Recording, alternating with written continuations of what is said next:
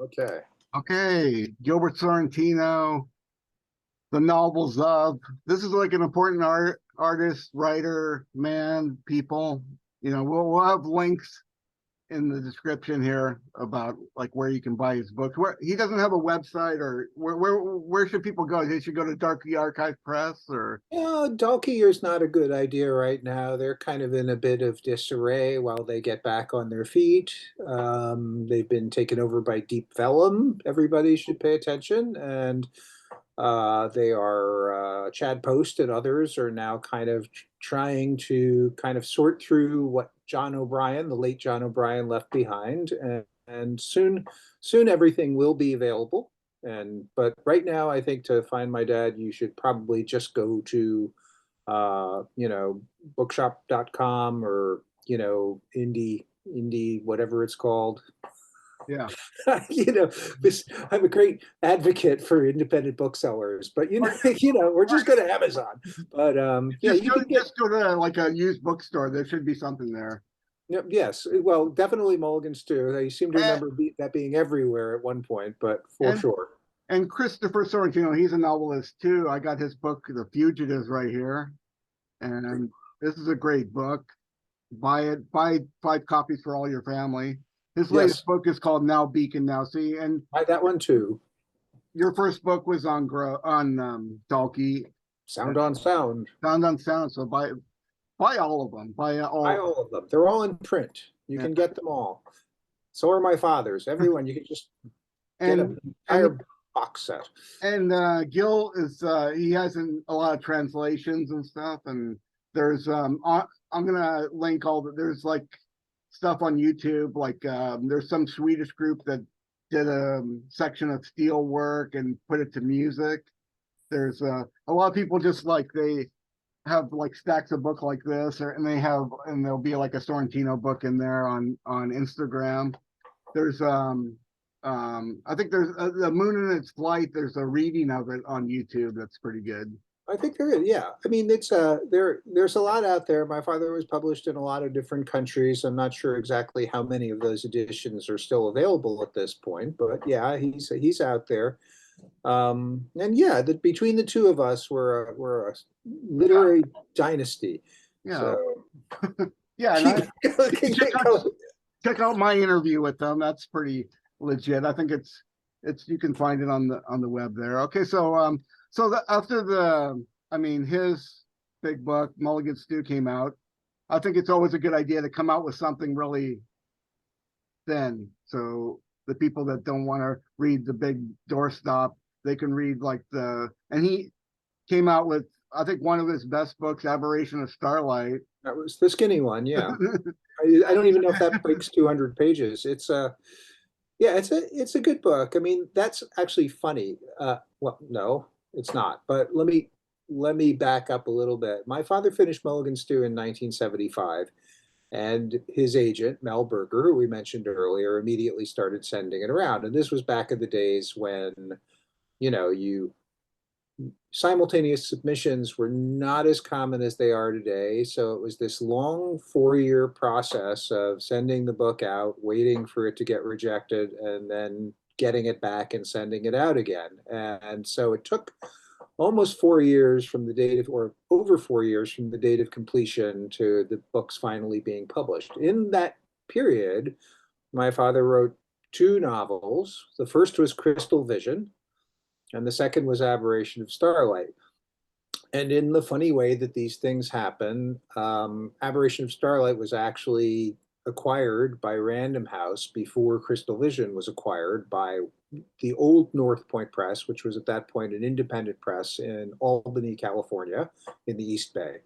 And so Aberration came out first, and it was probably a good thing it did, because I think it may actually be, or have been at the time, certainly his most popular book. It was accessible. It's easy to take care of in like a couple of days. You know, Random did a pretty good job of promoting it, and so it did okay.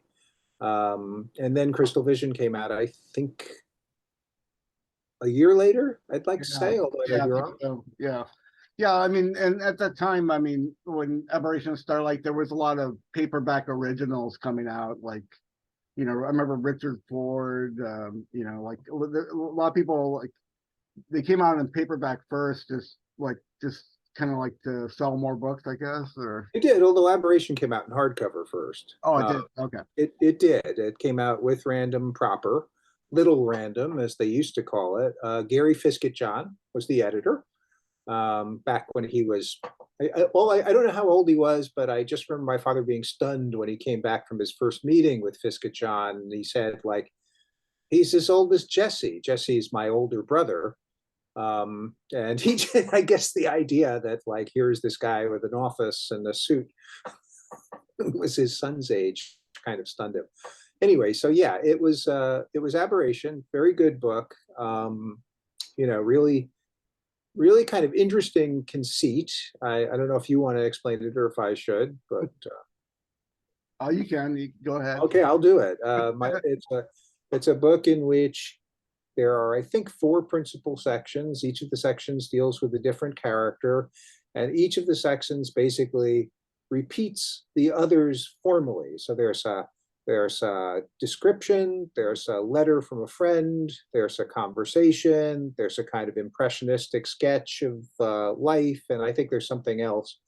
And so through these 4 sections, which you could just sort of lay on top of each other because they occupy the same amount of temporal and emotional space, you get this picture of these people in this rather sad story of what happens to them during a summer in New Jersey at a boarding house in the Depression. Right. So, and so you mentioned North Point Press. So that he did 3 books with North Point Press. Right. It was a press that I think they had a big hit with that barrel mark West of the Night, and then it totally like cleaned them out, you know, because they had to print 1 million copies of that book, and they had to print 1 million copies of West with the Night, and I think they also had a huge success with Evan Cannell's Son of the Morning Star, like which books that nobody reads. I think they were caught off guard in both cases. What? Do people even read those? I'm sorry, books? I didn't catch that. Do people even read these? Well, books I read. I actually reread the Cannell last year, and it's really a remarkable book. I would urge it on anyone. As I would also urge his Mrs. Bridge, and to a slightly lesser extent his Mr. Bridge. Oh yeah, okay, yeah, I know who you're talking about. Okay, yeah, I forgot about that. Yeah, and then so he did the first one he did with North Point Press was Crystal Vision. This is another one that goes back to Brooklyn. It's written in vignettes. There's kind of like a tarot card theme. It's based on the tarot cards, and I don't know exactly what the basis is. I don't think it's elaborate. It's not like he's, you know, laying out a double seal of Solomon in prose or anything like that. It's not like Philip K. Dick throwing the I Ching, but it uses the tarot deck. It's also I think what's mostly interesting about it is that it's written almost entirely in dialogue, which is very unlike my father. My father did not use dialogue a lot in his prose, but in that book he does. And after that was Blue Pastoral, another road novel. Well, it actually is the same road novel because Blue Pastoral actually follows exactly the itinerary that the doomed family follows in The Sky Changes, his first novel. But at this time he's actually going to Stanford. So when he went to Stanford, did he just fly over there? Did they actually drive out or? Oh, my father couldn't drive. my father, like, I think the idea of driving across country would have put my father in his grave 20 years earlier than it did. No, they flew out. Yeah, but he was done with the book before Stanford happened. It was just coincidental that this book tracks a cross-country journey and comes out, like, I think the same year that he arrived out there. Oh, okay. So it was written before, and to me, yeah, it seems like a rewrite of Sky Changes, but I think it's a more successful book, and it's definitely more Baroque. It's extremely Baroque book. Very funny. It's difficult. It's I think it's more accomplished. Yeah, all that stuff. Yeah, definitely. Yeah, And then, okay, so, and then the last one on North Point Press is Odd Number, which is Yeah. another favorite. And he takes the characters from a previous novel, and it's also like that thing he does in Aberration of Starlight. It's kind of a Rashomon thing where, it's like it's told from the same events are told from different points of view. And when I Well, and they're also, oh, I should interrupt you just to say, like, not only are they told from the same points of view, but each of the three sections of Odd Number are posed as responses to an identical set of questions. So there are three responses to the same set of questions. And I think the I may be getting the title wrong. I think he was inspired to write the book in that way from a Robert Pinget book called The Inquisitory, I believe it's called. Yeah, yeah, that's right. Yeah, there might be different translations. But yeah, when I Odd Number, I think, yeah, I mean, when I read it, I remember I read it soon after it came out, and it kind of reminded me of the, Nouveau Roman, a little bit of Italo Calvino in there. Yeah, well, my father was a big admirer of both Calvino, the Oulipo, and the Nouveau Roman. Um, he was probably the only person in our neighborhood who knew who Claude Simon was when he won the Nobel Prize. Yeah, and so yeah, and a lot like I mean, Beckett and Robbe-Grillet kind of had like these kind of pseudo detective novels. I mean, that's kind of part of the book too. Yes, yeah, it's like trying to solve a death, right? Sheila Henry dies in the book, and we're trying to figure out who did it, and I don't believe we ever do. And then yeah, and then the one that follows that is Rose Theater, Yeah. which it uses the Joycean thing with the questions and answers, like throughout the whole novel, right? That's, if I'm remembering it right, or You're remembering it wrong. no. No, no, it doesn't. It doesn't do that. That is a book that is probably my least favorite of my father's books. I remember I it find being it really. very, very difficult to read. Yeah, It's not. It's a book that's, I would call it, rather hostile to a general readership. And it's, yeah, what its conceit is my father came across a list of props for, I guess it was the Globe Theater, that had been recovered, perhaps. Well, it wouldn't have been after the fire because they all would have been burned, but it was just like an inventory of props that they used, and my father was taken with it, so he decided to write an entire book using them as a kind of pushing off point. And it sort of builds on the information that has been provided by the prior book, Odd Number. yeah. Okay, so yeah, I'm looking at it right now because I have this one, Okay. Pack of Lies, but I had the original books too. Yeah, and yeah, I think this book, I mean, reminded me a bit of Samuel Beckett's Watt, because it would just seem like it had just like a lot of lists, and it was very relentless. It's pretty relentless. I mean, I would say, like I said, it's a very short book. Yeah, Like, I think it's like 120 pages or something. But it's the kind of thing that one of his larger books might have been able to absorb. But I think that just standing on its own, it was just kind of like, what, it's a little, it tries your patience a bit, and I think he would probably agree with that. I don't think he would be happy to hear me say it was my least favorite of his books, but he would probably agree that it wasn't intended to be something you carried on an airplane on your way to some sandy beach. did he always see this as a trilogy, or I think so. Yeah, I think he was pretty. He had that pretty much mapped out ahead of time. He certainly wrote them in a very wham bang way. I mean, I think Odd Number came out in '85. I think Rose Theater came out in '87, and I think Mysterioso came out in '89. yeah, that's right. Yeah, so that's pretty fast. So Mysterioso was at this point, North Point Press had collapsed, or he Well, moved he got fired from North Point before North Point collapsed. Like, North Point was, I think, after Odd Number, they were like, "Yo, you don't sell anything and you've just given us Rose Theater, which was exactly the way we've just described it. As a business decision, it's perfectly understandable. My father was not too terribly happy about it, and I think he was kind of carried a grudge against Jack Shoemaker for the rest of his life, fairly or unfairly, I couldn't say. Um, Yeah. but yeah, so then by then he's gone to And Dalkey Archive. yeah, and Mysterioso is like it takes place in one day. It's Yes, August 29th, 1982, and which was the day he left New York. but it's definitely I mean he did a couple books that were, I mean, you have to figure, like, since he was born in 29, like you he was there was a lot of Gene Autry films that he must have seen in the 40s, because the 40s, people don't realize this, that's all that people watch were cowboy and Indian movies and stuff. So, like I mean, in a couple books, this being one of them, there's this whole section where these cowboys show up, which just kind of come out of nowhere. But Yeah, Markson had his cowboy books, and then Sorrentino, ASPD, right?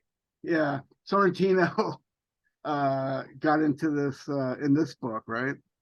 Yeah, he does this. Buddy and his boys, I think, are the group. Like it's based on what I guess used to be called boys' books back in the 20s and 30s. And my father, of course, being a rather literate little kid, probably ate those up. And when he was elementary school age, I probably ate up their equivalent. I read a lot of Hardy Boys books back in the 70s. So certainly the genre was very familiar to me when I read Mysterioso. So the whole idea of like two guys going like, look, Dick, there seems to be a glow as if from a firelight over yon hill. Why, I see that, buddy. Let's get over there.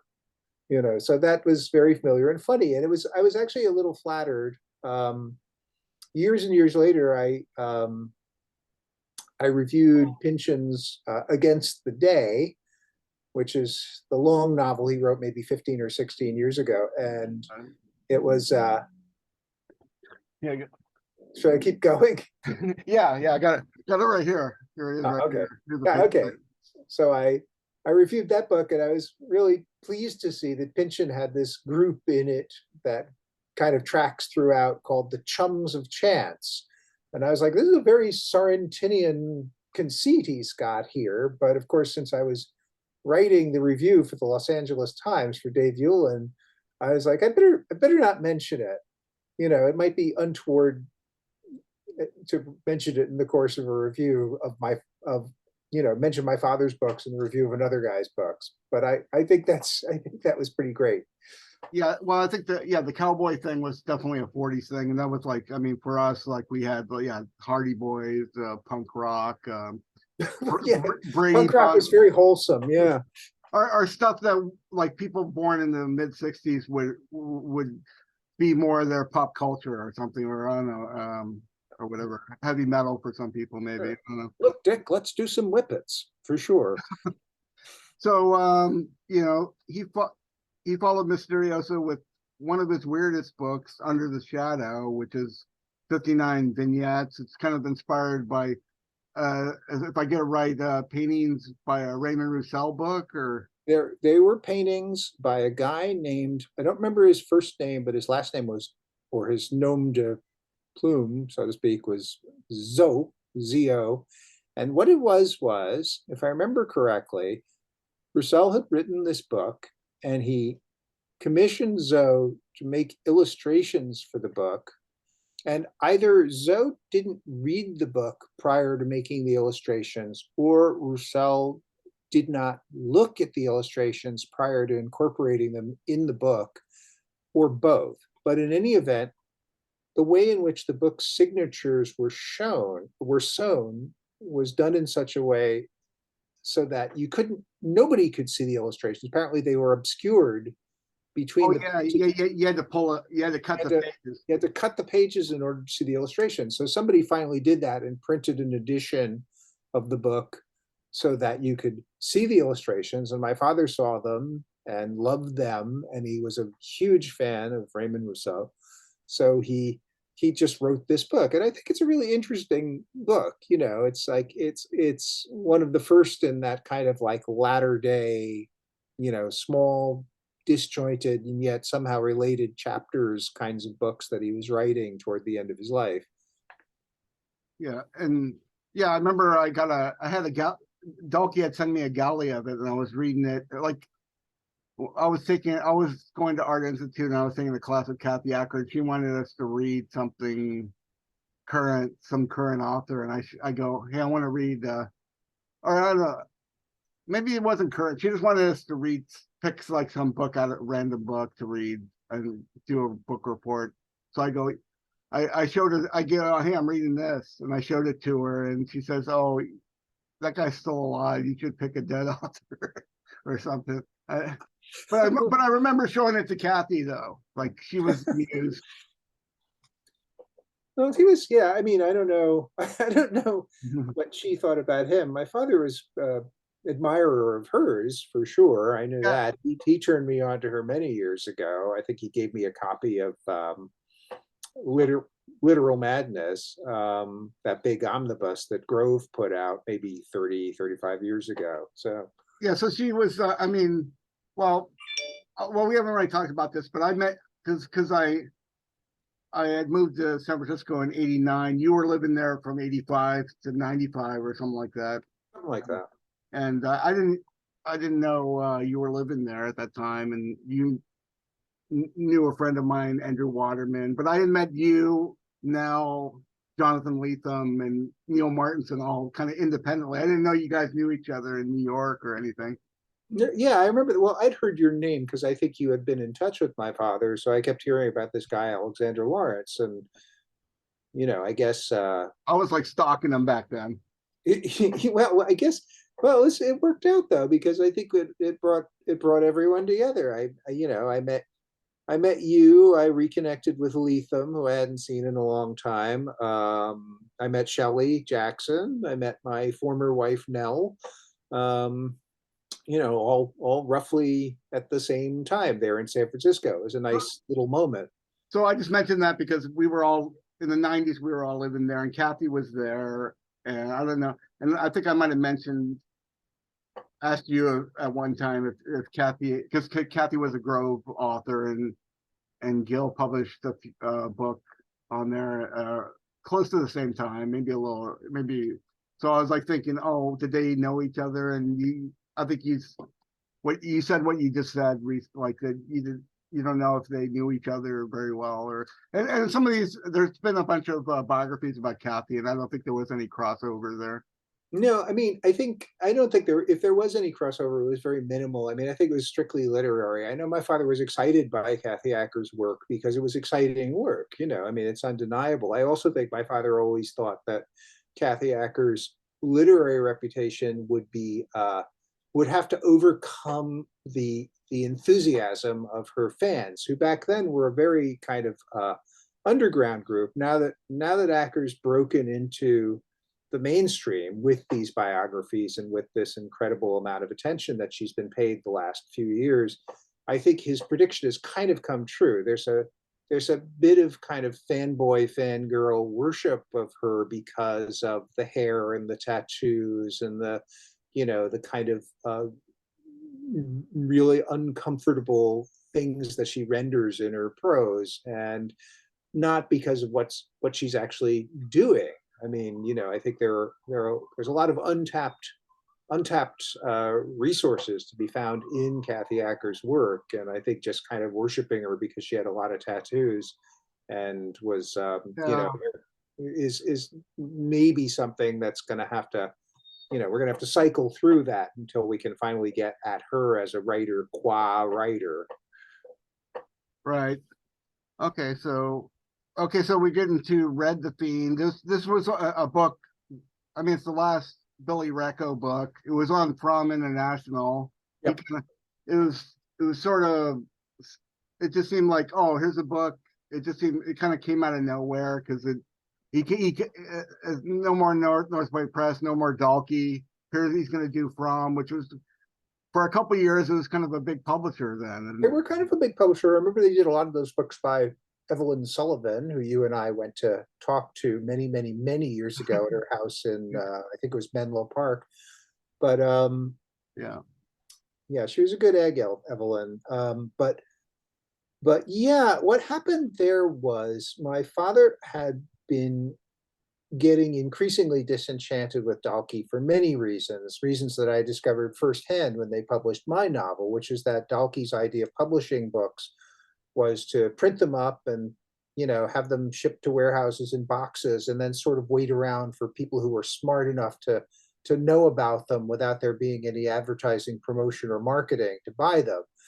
Um, so he kind of got tired of publishing books that John O'Brien seemed to think that only the lucky few, the cognoscenti, should hear about. So he went to Fromm. That didn't pan out too well because Fromm was about to get the rug pulled out from under it, Oh and yeah, I Thomas forgot about that. Yeah, that's right. yeah, and I think Thomas Thornton, who was running the place at the time, was in the middle of I guess the middle of a professional crisis. I don't really know anything else, and it probably would be impolitic and unfair of me to suggest that it was anything else. But certainly, Fromm imploded at that point. So he just did the one book with them, Read the Fiend, which I think is a wonderful book. And just for your viewers' edification, I would say that the basis for that book was a novel by Jules Renard called Poil de Carotte. And my father pretty much just rewrote each chapter of that book, 1 to 1, in order to translate it from being about a little French boy in the 19th century to being about a little Brooklyn boy in the Depression. Yeah, it seems like if somebody wanted to do a film of Sorrentino's books, I think seems like Aberration of Starlight or Read the Fiend would be like the best because they're the most straightforward in a way, or Well, filmic. we'll leave that to Hollywood, Alexander. So far, they've shown very little interest in my father's work. So But we'll but see. but and getting back to Fromm, I think yeah, there was a lot of convulsions in the 90s of takeovers and the Grove Press and Fromm and I think Crown collapsed a little bit and there was a lot of hostile takeovers and Yeah, like what went under, like Poseidon, and like all these imprints that just sort of like ceased to be, and of course all the authors who had been associated with them for the most part sort of had to scramble, to find a new place to go. so after Read the Fiend, he kind of, I mean, that was maybe like his last real novel. But after that was Gold Fools, Little Casino, The Moon in Its Flight, Lunar Follies, and A Strange Commonplace. I have a couple of them right here in my hand. Here's a couple of them. These books are more like it seems like more like later Beckett, like Ill Seen, Ill Said, or Texan Stories for Nothing, or not just him, but French author. Like seemed like Robbe-Grillet and Beckett and a few of those guys and Perec would write books that were not novels, not poetry, but sort of like not short stories, but collections of fiction. Yeah, I mean, I think that Gold Fools is a novel because that's the one that you had referred to earlier. That's strictly interrogatory. Okay. Yeah. Yeah. It's all questions. And in fact, I remember when Paget Powell came out with his book that was all questions, maybe 12, 13 years ago. I don't remember exactly when it was. I was kind of impressed that nobody who reviewed it, and that book got a lot of play, was aware that my father had written a book that was kind of based on the same conceit years beforehand. And that was published by Messerly at Green Integer, and it took a while to get there, and because nobody wanted it, and then it took a while for Doug Messerly to be able to fund it and put it into print. And then my father ended up with Coffee House, which is where the last, I don't know, 5 books of his were published. And that was, I mean, Little Casino came out, I think, in 2002. And I think my father finished that book around 1998. So kids, If you want to be a writer, that's what you have to look forward to. My father was 70 years old. His book was still schlepping from house to house for 4 years before he finally found someone who was willing to publish it. But then it was a finalist for the Penn Faulkner Award. So there you go. So Gold Fool was the last novel. That's like, yeah. Well, there was another thing that was published in conjunction, which was all right, I got the car alarm here. A human beehive. What was Oh, it called? right. That was also questions, but it was only maybe like 5 pages or so. Right. Well, I actually think that he might have tied up the whole matter with Beehive arranged on humane principles. I mean, I think, there are parts of Gold Fools I like, but I do sort of think like, okay, do you really need to make a 300-page novel out of this? But he felt like he did, and he did, and there it is. So be judge for yourself. And well, yeah, we're kind of on a time limitation here. So let me ask you about okay, so the like you said, there was like a lot of these short books. I don't know if they're novels or short stories or vignettes or like a lot like like George Perec and Beckett's and Roe Gray's like shorter works where like our George Bataille did a book called Madame and Warda, which was only like 50 pages long or something, and so he did. I mean, a lot of the later books were really short. They could be read in almost in a singular Edgar Allan Poe. You could read these all in an hour or two, right? I Well, think so. I mean, I think you might take a couple of days to read them, but yeah, they're definitely short books. I mean, part of this I think was the nature of them. Like you said, they are composed of very short sections, and I think all of them had a kind of rationale to them. I mean, I think structurally they were more or less worked out before they were actually written.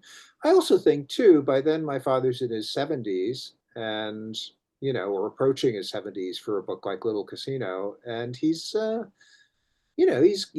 getting kind of tired. He's been working for years, he's been writing for years, and of course he's just a few years away from getting very, very sick, and it was probably beginning to affect him before he'd even suspected it. So the books got shorter and perhaps elusive and fragmentary as they may have been. I think they are all pretty accessible books. So the grand conceits of something like a Blue Pastoral or a Mulligan Stew are definitely in the past at that point. Um, and yeah, I think some of them are very beautiful. I mean, I think Little Casino maybe is my favorite of my father's books. I think it's kind of an amazing right. book. And uh, uh, I actually reread it maybe 6 months ago and thought, God, it's really a hell of a book. So So when we get to the abyss of human illusion, I mean, what shit was it done? Was it how it was happened completely, there? it was okay. My father had the way that book was written. My father had, as he did in a couple of different places in his last books, he had written the text and then he had written something that was basically like a gloss on the text. So each section was written and each section had its own gloss, ranging in size from like a few words to maybe a paragraph or two. And so he'd finished the main text and he'd written, I guess, a first draft of the glosses. And those were in a notebook. And I had to decipher his handwriting, which was at that point deteriorating because he had cancer and did not have a lot of, his hand was not steady. Um, so I had to take the manuscript, match it up, match these glosses up with the manuscript, type them out, sometimes have to decipher his handwriting. And then once I had that, I had to go through the manuscript because it was basically a very, very clean first draft. And so there were changes I made here and there. And I wouldn't call it extensive editing in any way. I wouldn't say that any of the alterations I made really affected either the spirit of the book or my father's intentions. But yeah, it's a book that has my hand in it. And then I wrote a preface, basically explaining exactly what I just explained to you. Right. Okay. So I don't know. we have about 5 minutes. I mean, is there, I mean, Gilbert Sorrentino's like, if people didn't notice by now, he's like one of my favorite authors. Um, I mean, I was there's a guy in Germany.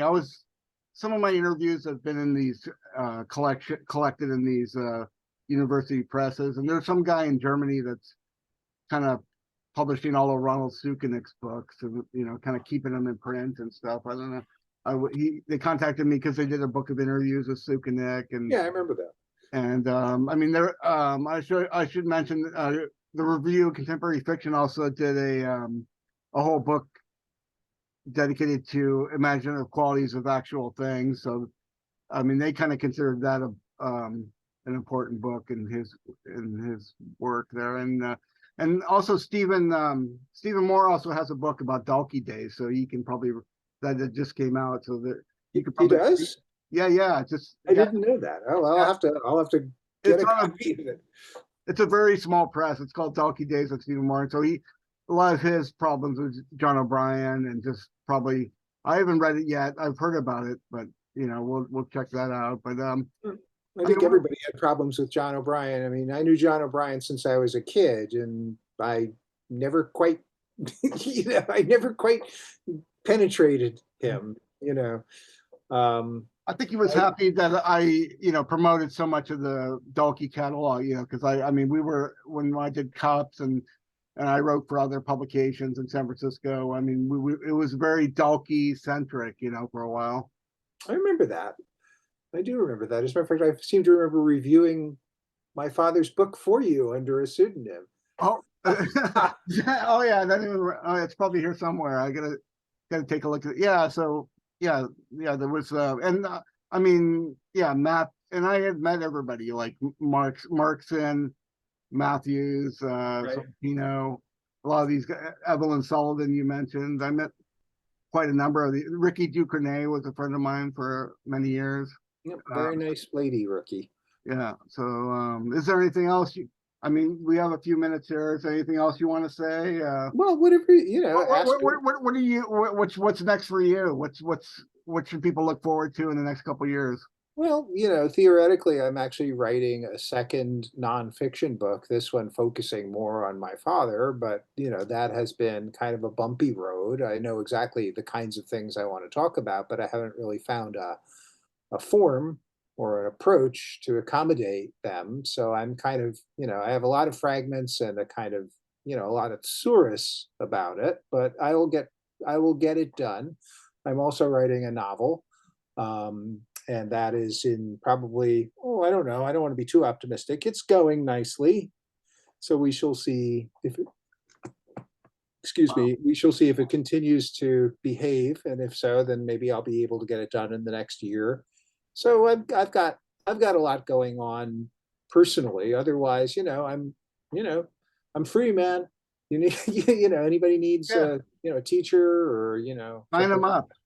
Yeah. And you have a website, ChristopherSorrentino.com, where you can find out where buy your books and buy your merch and all that. I don't think I have any merch on there. I mean, basically, anybody who wants to go there will discover that it is sort of the the 2020s version of a GeoCities site. So I should really get that. I should really put it together and make it into more of a website. But by all means, come by and bask in what I have made. Okay, well, I think that's it for today. Thank you for talking to me, Alexander. Very nice to talk to you anytime, and let me know when I can see this. Yeah, we'll talk more. Okay, let me All right. stop this. Okay.